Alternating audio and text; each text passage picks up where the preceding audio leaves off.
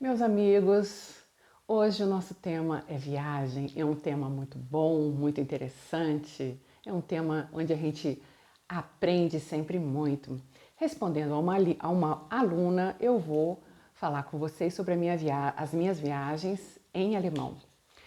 E assistam o vídeo até o final, porque depois eu vou comentar tudo em português para se vocês tiverem alguma dúvida ou se vocês ainda não estiverem entendendo tudo, tá bom?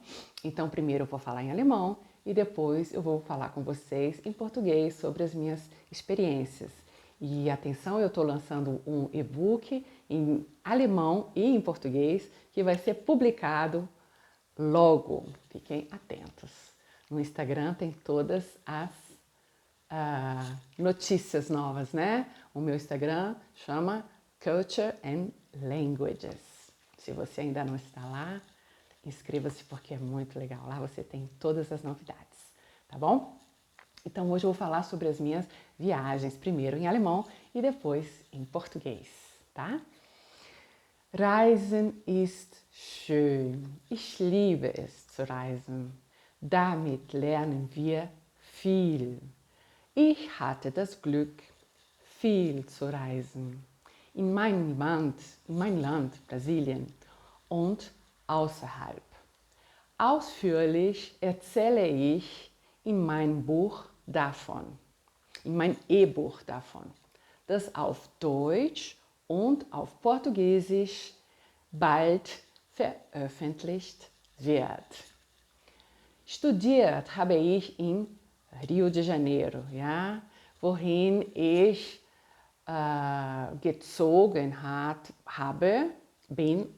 wohin ich gezogen bin, als ich noch nicht 18 Jahre alt war. Ja? Ich war 17, ja? Und ich bin zu einem Pensionat, ja, gegangen, wo ich gelebt habe, ja, 4 Jahre lang mit vielen anderen Frauen, und da habe ich Freundinnen kennengelernt. Ich habe viel über Menschen gelernt, über Frauen auch, über die Lage der Frauen, die Situation, in der wir Frauen in Brasilien leben. Ja? Und das war auch sehr wichtig für mich. In Rio de Janeiro habe ich viel Musik gemacht. Ja? Ich spiele die Geige, die Violine, und ich habe in vielen Jugendorchestern mitgespielt. Das war eine sehr interessante Erfahrung für mich. Ja? Und damit war es wirklich schön für mich.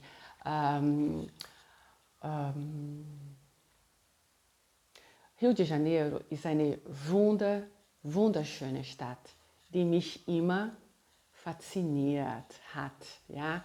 Die Landschaften, die Freunde und die Arbeit in Jugendorchestern war für mich ein Erlebnis, die ich nie vergessen kann. Nach Rio de Janeiro habe ich viele Reisen in Brasilien unternommen. Ja? Ich bin im Nordosten und im Norden Brasiliens gewesen, aber auch in São Paulo. Im Nordosten war ich in Ceará und in einem Strand, sehr schön. Ja? Ich bin zu einem Strand, der sehr bekannt ist, der heißt Jericoacoara. Und dort gibt es viele Ausländer. Ja? Dort habe ich viel Französisch, Englisch geübt. Ja? Und das war eine sehr schöne Zeit, weil wir in Brasilien sprechen nur meine Heimatstadt, ja, Brasilien, haben wir kaum Kontakt mit Ausländern. Ja? Und ich habe immer Französisch in der Schule, in der Allianz Française gelernt. Ja? Und das war für mich nicht einfach zu üben. Ja? Also ich hatte keine Gelegenheit, ja, mich mit Ausländern zu unterhalten. Und das war mein erstes Mal, ja, in Jericoacoara. wo ich wo ich mich mit Ausländern unterhalten konnte. Das war wirklich sehr schön. Danach bin ich noch nach Belém gefahren, ja, mit dem Boot und mit dem Bus. Das war eine lange Reise. Da habe ich auch viele Leute kennengelernt und das war auch schön. In São Paulo, in Campinas, habe ich im städtischen Orchester gespielt. Ja. Dann habe ich weiter Musik gemacht und mit diesem Geld bin ich nach Paris geflogen. Ja. Und ich erzähle alle im Detail in meinem E-Buch. Ja. In Paris habe ich noch mehr Französisch gelernt. Ich hatte schon ein sehr gutes Niveau in Französisch. Ich hatte schon sehr bekannte Schriftsteller der französischen Literatur gelesen, wie Flaubert, Stendhal, Victor Hugo. Aber mein Französisch war ein bisschen, also die Freundin sagten, es klang als ausgeklügelt, ja, ausgeklügelt. Also das war nicht umgangssprachlich. Ja. Ich sprach ein bisschen schwierig. Ja. Und die Leute, die Französen, meine Freunde, die auch aus anderen Ländern kamen, sie lachten. Ja, sie machten sich lustig über mich, weil mein Französisch wirklich ein bisschen alt klang. Ja, das war interessant, das war lustig auch. Ich habe viel Französisch gelernt und ich habe auch die Umgangssprache gelernt. Ja, und das ist schön. Ich habe dann nach München gezogen und in München habe ich geheiratet und meine Tochter Maria Magdalena zur Welt gebracht. Meine Tochter ist ein wunderschönes Mädchen, ja, sehr klug und sie studiert Museologie in Portugal. Darauf bin ich stolz.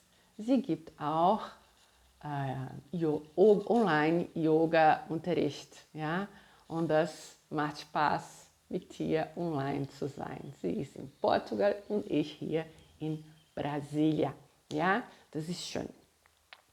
Nach diesen 10 Jahren in Europa bin ich zurück nach Brasilia gekommen. Ja.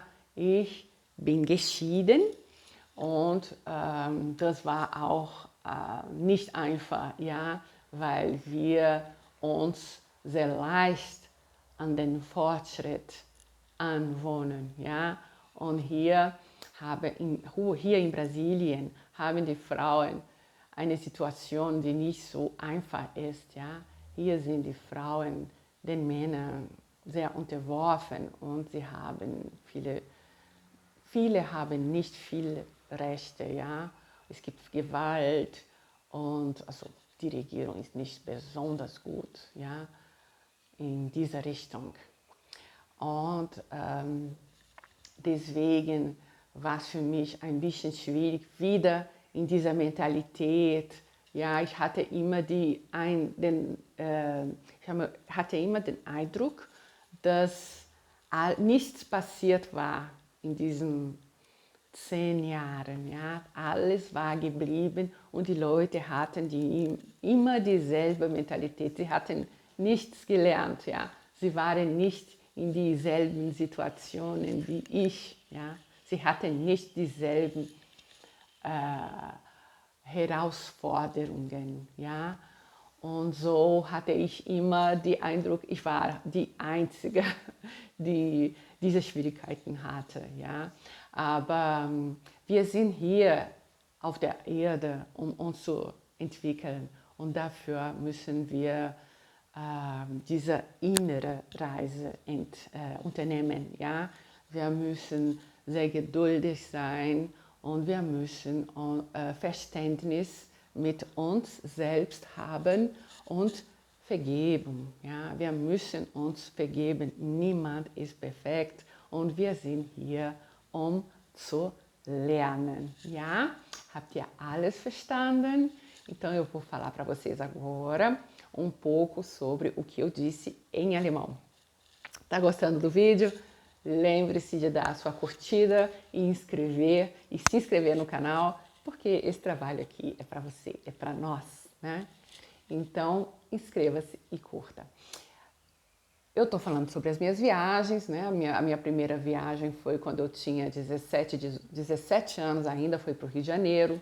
Eu estudei música na Universidade Federal do Rio de Janeiro, na Escola do Passeio, né? Que fica bem no centro da cidade. Morava em Santa Teresa, que é um bairro bem gostoso, onde moram muitos artistas. Subia aquela ladeira, morava na ladeira de Santa Teresa, num pensionato de freiras que existia na época. E lá eu conheci muitas mulheres, muitas histórias de mulheres sozinhas. Foi assim um laboratório para mim, né? Uma jovenzinha. Tive várias amigas e vi como era a vida de muitas mulheres no Rio de Janeiro, aqui, né, no Brasil. Foi um aprendizado muito bonito. Também toquei em orquestras jovens no Rio de Janeiro e estudei lá. Depois disso, eu fui para o Nordeste, fiz muitas viagens dentro do Brasil. Viajei para o Nordeste, onde eu fui principalmente para Jericoacoara, fiquei nessa praia durante um tempo. E lá eu tive pela primeira vez a oportunidade de conversar em línguas estrangeiras com estrangeiros, porque eu tinha sempre aprendido inglês e francês em Brasília, na escola, sem ter oportunidade de praticar com nativos. Então, nessa ocasião, eu tive a oportunidade de conversar com estrangeiros e praticar línguas estrangeiras. E eu vi como é bom, como é útil a gente falar línguas estrangeiras e como a gente aprende conversando com os próprios nativos, né? A viagem é muito importante por isso. E depois de Jericoacoara, depois do Ceará, eu estive no norte do Brasil, né, na Amazônia, estive em Belém, conheci o mercado vero-peso maravilhoso, sempre viajando também com estrangeiros, e estive também, depois eu fui para Campinas, onde eu retomei meus estudos de música, né, toquei na orquestra municipal, onde aprendi muito sobre ser sério com as pessoas, né, os paulistas já têm uma atitude diferente em relação ao trabalho, em relação aos relacionamentos, às amizades. E foi muito interessante para mim morar em Campinas. Eu aprendi muito sobre as pessoas e sobre o trabalho, sobre competência na orquestra e tudo isso. Com o dinheiro que eu economizei nessa orquestra, eu viajei para Paris para encontrar com amigos e lá eu percebi que o meu francês era bem antiquado, né? Eu tinha estudado assim literatura francesa ao nível de escrever ensaios sobre livros de Flaubert e Stendhal, Victor Hugo. Então eu tinha um francês assim bem literário. Cheguei em Paris, as pessoas falando gíria, né? E a gíria dos parisienses é assim, eles trocam as sílabas, né? Então no começo eu me senti assim como se fosse uma outra língua, mas no final eu dominei também todos os registros, né? Conseguia falar com os comerciantes, com a diretora do conservatório, conversava com os jovens que faziam essa inversão, né? Inversão em alemão, em francês é inversion, e essa brincadeira que eles fazem, que parece um pouco de rap, é verlan, envers, verlan. Então, eu aprendi o verlan também. E depois de Paris, eu estive na Alemanha, morei em Munique há alguns anos, onde eu me casei, tive a minha filha. E a minha filha é maravilhosa. A minha filha dá aulas de yoga online e ela estuda museologia em Portugal. E é muito legal ter aulas com ela. Tá toda semana online, né, de yoga. Então, nesse momento da pandemia que a gente precisa realmente prestar atenção na nossa saúde física também, né, não só mental, mas física, é muito bom ter esse apoio dela dando aulas de yoga, né? Eu recomendo para vocês, Maria Magdalena. Vou até colocar aqui para vocês, se vocês quiserem na descrição do vídeo, tá bom? E viagens maravilhosas que eu fiz. E também, eu até esqueci de falar na parte em alemão, né? Eu vou falar aqui. 2008 bin ich nach Zimbabwe geflogen. Dort in der Hauptstadt Harare habe ich Portugiesisch auf Englisch unterrichtet. Und das war eine sehr schöne Erfahrung. Alle meine Schüler waren Studenten, die weg von den kommunistischen, weg von der kommunistischen Diktatur möchten. Ja? Mugabe war ein Diktator zur Zeit und er war sehr streng. Er war ein Independentist, ein sehr charismatischer Leader, aber er war streng zu den Oppositionisten. Ja? Und das war wirklich eine schwierige Lage für die jungen Leute. Ja? Für die jungen Leute. Und alle meine Schüler waren sehr jung und sie waren sehr, sehr fleißig. Ja, sie haben sehr fleißig Portugiesisch gelernt, weil sie nach Moçambique und Angola, ja, ausfliehen möchten. Ja.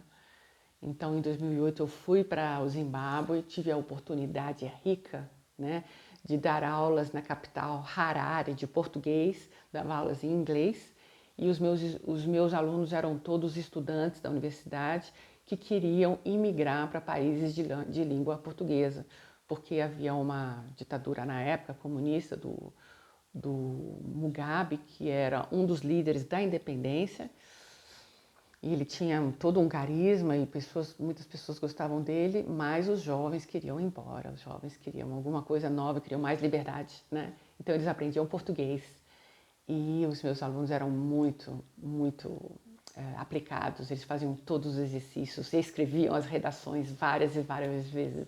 Eu nunca vi alunos tão aplicados como eu vi na África. E foi muito interessante estar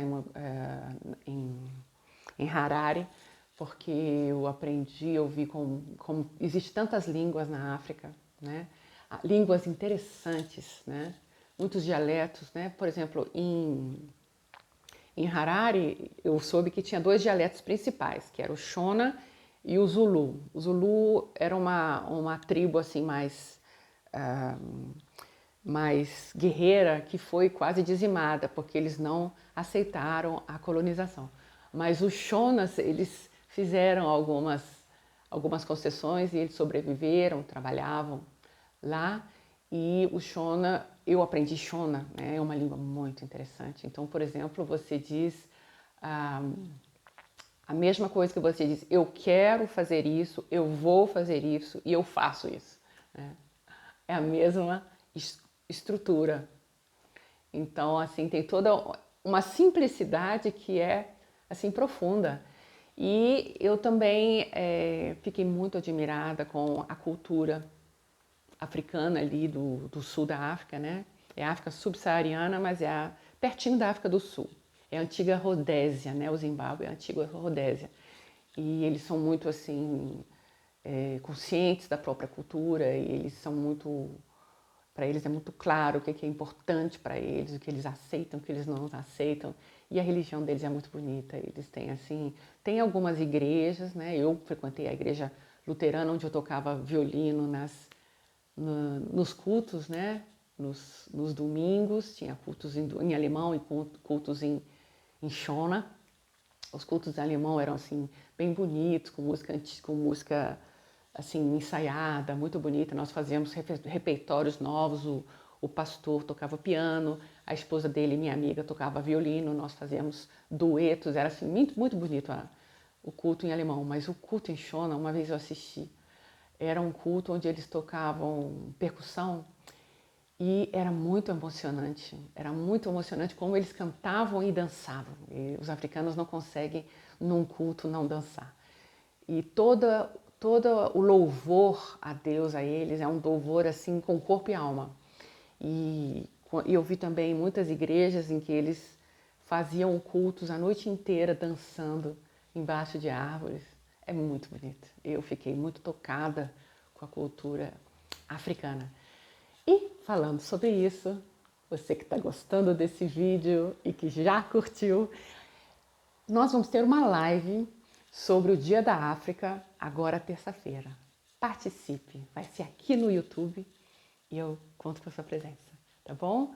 Então, essa foi minha experiência na África e eu vou conversar com o professor Paulo Gamba, de Angola, sobre o Dia da África, por que é o dia 25 de maio, o Dia da África. Vamos falar sobre as línguas da África, quantas línguas tem na África, né? São muitas, muitas línguas, mais do que você possa imaginar. E nós vamos conversar também sobre os desafios, né, para a União Africana, as relações internacionais da África. Vamos conversar sobre história. O professor Paulo Gamba é um jurista, professor de relações internacionais e escreveu vários livros. Dá uma olhada ali no Instagram, na nossa publicação, que você vai ver os livros todos que ele escreveu. Vai ser muito boa a nossa live essa terça-feira, dia 25 de maio, às 15 horas, aqui no YouTube, tá bom? Então, die innere Reise ist sehr wichtig, ja? Mit der inneren Reise, ja, entwickeln wir uns wirklich, ja? Wir müssen uns vergeben, wir müssen uns verstehen, wir müssen Geduld haben, damit wir endlich erwachsen werden, ja? Então, a viagem principal é a viagem para dentro, né? A viagem para dentro, essa viagem que a gente faz examinando a nossa própria vida, nos perdoando, né? Tendo compreensão conosco, né? Porque nós temos as nossas ambições, né? Mas tem coisas que são possíveis, tem coisas que não são possíveis, e tudo isso é necessário a gente ter compreensão e perdão também. A gente precisa ter uma tranquilidade para poder crescer. E essa é uma viagem para dentro que eu tenho feito desde que eu voltei para minha cidade natal, Brasília, né? Perto da minha família. Não é fácil, né? Depois de ter viajado tanto. Dizem que um escravo viajado é um mau escravo, né?